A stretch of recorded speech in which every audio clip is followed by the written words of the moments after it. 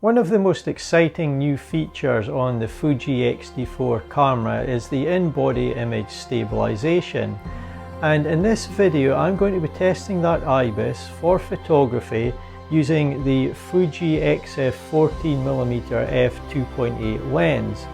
Now in my previous video I tested the IBIS for photography on two different lenses. They were two much heavier, larger zoom lenses. Those were the Fuji XF16 to 55mm lens, which doesn't have any inbuilt image stabilisation. And I also tested it for the Fuji XF50 to 140mm lens, which does have some stabilisation built in. So if you'd like to see my results for those two lenses, there will be a link in the description underneath this video, and you can go and watch that. But in this video, I'm concentrating on this much smaller, lighter prime lens, the XF14mm. And I was very interested to see, having done my previous tests, if my results would be any different on this smaller lens. So I've done the tests, I've taken the images, but I've still to look at them. So what I'm going to do is talk about the tests that I've done very briefly, show you the images that I captured in this test and talk about them, and then at the end I'll summarise my thoughts on IBIS on this particular lens, the XF14mm, and then I'll talk about what I've found based on my testing of the IBIS on the X-T4 as a whole using the three different lenses and my conclusions based on that. So just before we move on to have a look at the actual images themselves that I've captured and have a look at the test result, I'll talk a little bit about how I've set up this test just to begin with. And first of all, it's important to point out that this test is not scientific. IBIS results can vary from person to person and of course from lens to lens. But anyway, for my tests, I've set them up in a real-world fashion, which resembles how I may actually shoot myself when I'm taking images in the future when I'm trying to use IBIS to help me. Throughout the entire test, the Fuji X-T4 has always been set to the mechanical shutter, and in terms of shutter speed, I'm only using full stops for this test. I've had the camera set to continuous shooting mode, and I've been taking two sets of 3 bursts. And there's a couple of reasons for that, same as per my previous test. The first one is that so I get a total of 6 images, which I think gives me a fair range of data. And the second reason is that hopefully, my theory is that the second image captured in each burst won't be affected by any potential small camera movement caused by myself pressing the shutter button. Now, regarding IBIS, if you're willing to take many more images, say 10 or 20 images, it's very possible that I could push the IBIS even further and get a very sharp image at a slower shutter speed. But in terms of this test, I think 6 is a fair number. That closely resembles how I envision using IBIS out in the field. I think if you start taking too many images, it's not an efficient workflow. You're going to be saving many more images to your memory card, and then once you get them onto the computer, you're going to have to spend a lot of time looking through a large amount of images trying to find a sharp one. So for me, 2 sets of 3 images, 6 in total, seemed a very sensible way to do the test. All I'm really concerned about in my tests when looking at the images on my computer is the image sharpness and looking for any signs of camera shake or camera movement. That's all I'm concerned about. I'm not concerned about the actual image quality itself and how it's potentially been negatively affected by using a high ISO indoors. Also for the test, I will be taking the images straight from my memory card on the X-T4 onto my computer here in Lightroom, and it's the raw files that I'll be looking at. I won't be making any adjustments to the files whatsoever. I'm not concerned about image quality. I won't be adjusting the colors, contrast and so on.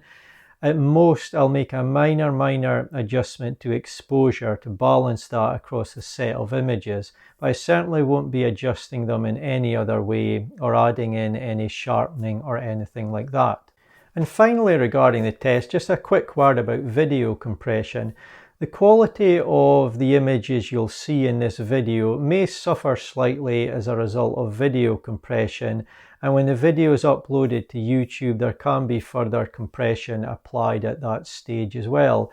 So the end result, unfortunately, is that you're not going to see the images in the same clarity as I will looking at them, the raw files in Lightroom at 100% on my computer. So what I'm going to do is I always study the images very, very closely in fine detail, and I'm really looking for the slightest signs of camera movement. So if you can or can't see that in the video, please just trust what I'm saying. I will have paid a lot of attention and close detail to these images, and once I've really studied them and worked through them, I'll be talking about them in this video. So you know what I'm saying is very accurate, even if you can't see it in the same detail on this video. But with that said, I'm going to move on to my computer now, have a look through these images, and we'll talk about the results. So let's have a look at these test results with the Fuji X-T4 and the Fuji XF14mm lens. First of all, we're going to look at the images I've taken with IBIS turned off on the camera. So I started the test at 1/60th of a second, and as you'd expect at this shutter speed, all 6 of my images were sharp. Then moving on to 1/30th of a second, again all 6 of my images were sharp. Moving on to 1/15th of a second, I got 2 of the images sharp, so this tells me I would need to take multiple shots to ensure I'm getting a sharp one at this shutter speed. I then moved on, just out of interest, to 1/8th of a second, and I got one that was very, very close to being sharp, but it certainly wasn't as sharp as the other images I took at faster shutter speeds. And again, just for your information, I also got one single image at 1/4 of a second, reasonably sharp, but I wouldn't consider shooting at either of these shutter speeds when results matter to me. Next, I did the same testing, but this time with IBIS turned on the Fuji X-T4. So as you'd expect, starting at 1/60th of a second, all 6 of my images were very sharp. Moving on to 1/30th of a second, again, each and every image was perfectly sharp. Then we move on to 1/15th of a second. Again, all 6 of my images were perfectly sharp. I was happy with them all. At 1/8th of a second, again, every image was perfectly sharp. Then I moved on to 1/4 of a second, and at this shutter speed, only half the images, so 3 out of the 6, were perfectly sharp. But I have to say the other 3 were extremely close to being sharp. I've been really fussy as I've looked through my test images, and they were very, very close to being perfectly sharp, but just not quite making the grade for me. At half a second shutter speed, I got 2 out of the 6 images which were perfectly sharp. The other 4 were very close indeed, but remember, I'm studying these images really carefully and being fussy, so they weren't just good enough for me. And moving on finally to a 1-second exposure, out of my 6 test images, I did get 1 of them perfectly sharp. So this is a really good result, but it also tells me that I don't really want to try any slower a shutter speed than 1 second with this particular lens with IBIS turned on.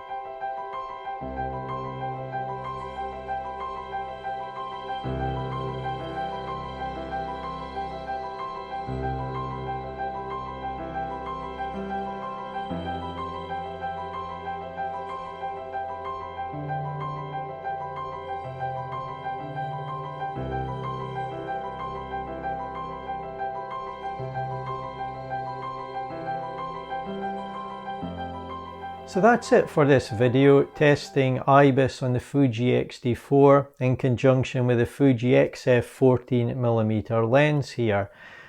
Based on my testing with this lens and the testing I've done in my previous video on my other 2 lenses, I've really now got a good understanding of how IBIS will work on the Fuji X-T4 for me and the sort of benefits it's going to offer me in my own photography.